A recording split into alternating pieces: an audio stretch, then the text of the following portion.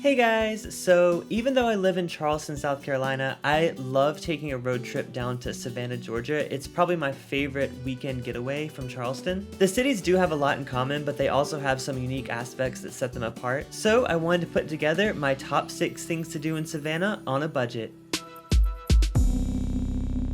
In the spirit of October and Halloween being right around the corner, my number 6 thing to do in Savannah, Georgia is to visit one of the many cemeteries. Like Charleston, Savannah is one of the most haunted cities in America, and one graveyard in particular, the Bonaventure Cemetery, has probably the city's creepiest story. In the graveyard, there is a statue of a 6-year-old girl who died of pneumonia named Gracie Watson, and sometimes it supposedly cries blood.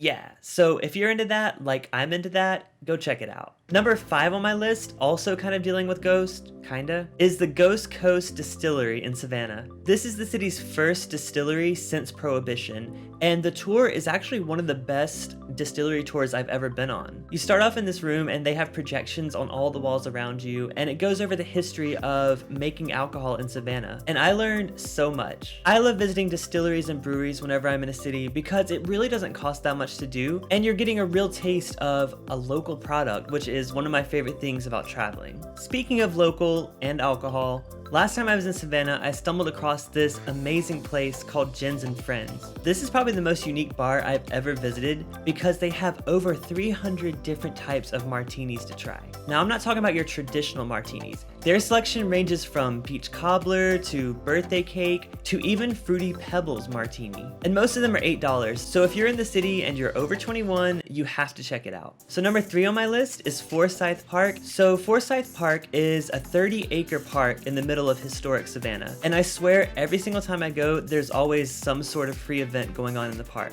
They have this huge, gorgeous fountain, and it's the perfect place to take a break after walking around the city. Number 2 on my list is actually another one that I just randomly stumbled across while exploring the cities, and these are the Telfair Museums. Now, admission actually gets you into 3 different places just for one fee. You get into a contemporary art museum, a restored mansion that has authentic 19th century furniture and art, and a historic house that's also a national landmark. So if you're into museums, this is highly recommended. And finally, my number 1 thing to do in Savannah on a budget is gonna sound a little bit odd, but bear with me. You have to eat at Fire Street Food. Now, I'm a little biased because they also have a sister location in Charleston, but Fire has the absolute best Asian street food I have ever had. Now, granted, I've never actually been to Asia, but for America, their food is awesome. From the presentation to the way they combine flavors, it's really hard not to love, and most of the dishes there are under $12. I know this isn't your typical place when you think of Savannah or the South in general, but trust me, you don't want to miss this.